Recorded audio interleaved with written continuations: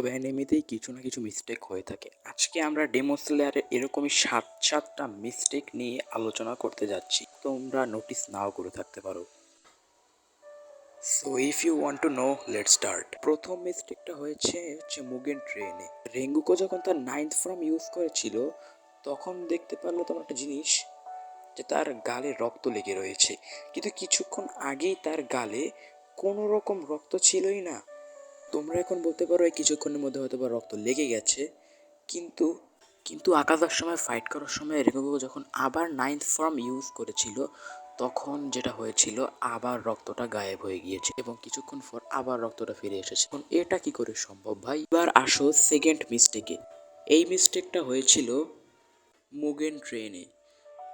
রেঙ্গুকো কিন্তু 9th form use করেছিল এবং সে আকাজার ডান হাতটা কিন্তু কেটে দিয়েছিল। মনে রাখবে, ডান হাতের কথা বলছি।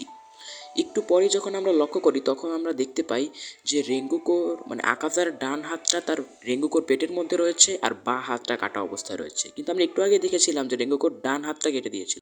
এবার আসো থার্ড মিস্টেকে। এটা হয়েছিল সিজন 1-এ 19 তানজিরোর বাবার একটা ফ্ল্যাশব্যাক দেখানো হয়েছিল, যেখানে আমরা দেখতে পেয়েছিলাম তানজিরোর মাথায় কিন্তু তার যে মার্কটা রয়েছে সেটা কিন্তু সেই সময় ছিল। নেজুকো খুবই ছোট, কিন্তু পরবর্তীতে সময়ে তানজিরো আমাদেরকে বলেছিল যে তার এই মার্কটা ছোট থেকে ছিল না। বলেছিল যে তার ছোট ভাইকে গরম কেটলির থেকে বাঁচাতে গিয়ে তার মাথায় গরম কেটলির জল পড়েছিল আর তার মাথায় মার্কটা চলে এসেছিল। এখন নেজুকোর যদি এই দুইটা ছবি তোমরা কম্পেয়ার করো তাহলে দেখতে পাচ্ছ এখানে নেজুকো কত বড় হয়ে গিয়েছে। তাহলে মিস্টেকটা হলো এই যে ছোটবেলা তানজিরো মাথায় মার্ক ছিল যেটা বড় হয়ে গায়েব হয়ে গেল। ফোর্থ মিস্টেকটা একটু খুবই অদ্ভুত কোয়ালিটির মিস্টেক। আমার বলতে মানে এটা কোনো মানেই হয়। তানজিরো সিজন 1 যখন সোয়াম ডেমনের সাথে লড়াই করছিল তখন সে কী করছিল, ব্রিথ করছিল, ব্রিদিং টেকনিক্স। এখন তানজিরো লড়াই করার জন্য কি করে, সে সবসময় কাম থাকে এবং কামের জন্য সে ব্রিথ করে, কিন্তু সে জলের মধ্যেই জলের ব্রিথিং করছিল। এটা কি করে?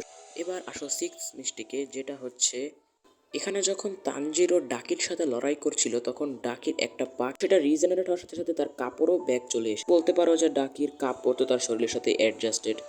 কিন্তু যখন এখানে নেজুকোর পা কেটে যায় তখন যখন সেটা রিজেনারেট হয় তখন তার জুতাটা কিন্তু আসেনি। এখন তোমরা এটা বলতে পারো যে নেজুকোর পায়ের সাথে তার জুতা কানেক্টেড নয়, কিন্তু তোমাদের ধারণাটা আসলে ভুল। সিজন 1-এ যখন সুসুমারুর সাথে নেজুকো লড়াই করছিল তখন তার কিন্তু একটা পা কেটে যায় এবং সেটা যখন আবার রিজেনারেট হয়ে যায় তখন দেখো কি হয়, তখন আবার তার জুতাটা ফেরত চলে আসে। 7 মিস থেকে দেখো তানজিরো যার সাথে লড়াই করছে সে একটা ভূত, এবং ভূতের সাথে লড়াই করছে তো করছে ভাই, ভূতের সাথে লড়াই করে তানজিরোর মুখ থেকে রক্ত বেরিয়ে গেল কি করে, কি ভাই কি করে হলো কমেন্টে জানাও, আর চ্যানেলটা সাবস্ক্রাইব করে পাশে থাকবে অবশ্যই।